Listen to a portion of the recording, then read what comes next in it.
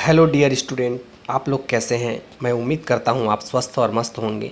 आज हम संस्कृति नेट सेट के सांस्कृतिक लेक्चर सीरीज़ में सांस्कृतिक विकल्प, कल्चरल अल्टरनेटिव और स्वकाल केंद्रवाद पर चर्चा करेंगे। सांस्कृतिक विकल्प या फिर कल्चरल अल्टरनेटिव्स की अवधारणा को जो है राल्फ लिंटन ने दिया। किसी भी संस्कृति में व्यक्ति को व्यवहार के एक से अधिक विकल्प उपलब्ध कराए जाते हैं। हर कल्चर जो है अपने लोगों को व्यवहार करने के एक से अधिक विकल्प जो है उपलब्ध कराती है। व्यक्ति फ्री होता है, स्वतंत्र होता है कि वह उन विकल्पों में से किसी एक का चयन कर ले।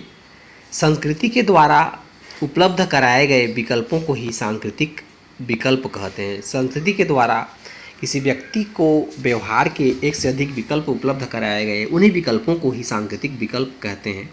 जैसे भारत में यदि विवाह समारोह में शामिल होने के लिए किसी महिला को यह विकल्प उपलब्ध है कि वह साड़ी, सूट अथवा लहंगा में से किसी एक का चयन करे, यह क्या है? सांस्कृतिक विकल्प है। शादी में जाने के लिए महिला के लिए इंडियन, परंतु यदि वह हाफ पैंट पहनकर नहीं जा सकती, क्योंकि भारतीय संस्कृति इस विकल्प को उपलब्ध नहीं कराती है।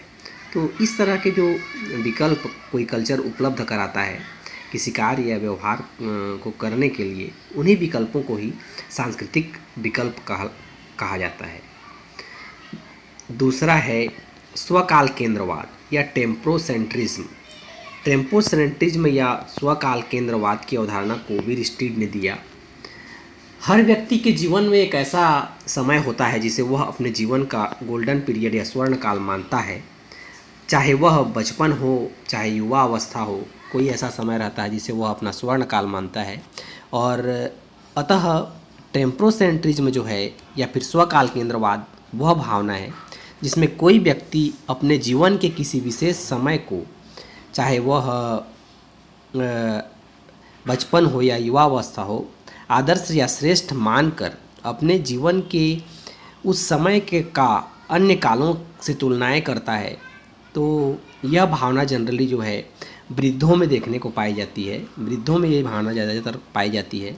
जैसे बड़े बूढ़े को हमने ये कहते हुए अक्सर सुना होगा कि मेरे समय में जो है बड़े बूढ़ों की बहुत इज्जत हुआ करती थी, इतनी महंगाई नहीं थी, लोगों का आपस में प्यार हुआ करता था। आजकल तो बस ये सारी चीज़ें देखने को नहीं मिलती हैं। तो इस तरह से किसी व्यक्ति के द्वारा अपने स्वर्ण काल या अपने समय का जो काल था, अपना जो समय था, उसके साथ वर्तमान समय की तुलना की जाती है और अपने समय को जो है श्रेष्ठ बताने का प्रयास किया जाता है।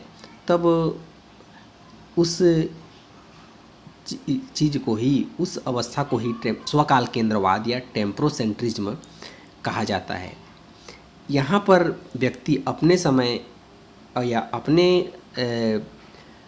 युवा अवस्था, बचपन या फिर वृद्धावस्था, किसी भी समय की तुलना जो है वर्तमान समय से करता है और अपने समय को जो है श्रेष्ठ बताने का प्रयास करता है या फिर आदर्श बताने का प्रयास करता है।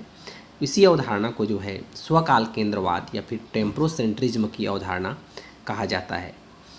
मैं उम्मीद करता हूँ कि आप लोगों को जो है सांस्कृतिक विकल्प और स्वकाल केंद्रवाद की अवधारणा समझ में आ गई होगी। यदि आपको ये वीडियो पसंद आया होगा तो उसे लाइक कीजिए, अपने दोस्तों तक शेयर कीजिए और साथ ही साथ मेरे चैनल को सब्सक्राइब कीजिए। फिर मिलते हैं एक नए वीडियो के साथ। तब तक के लिए बाय बाय।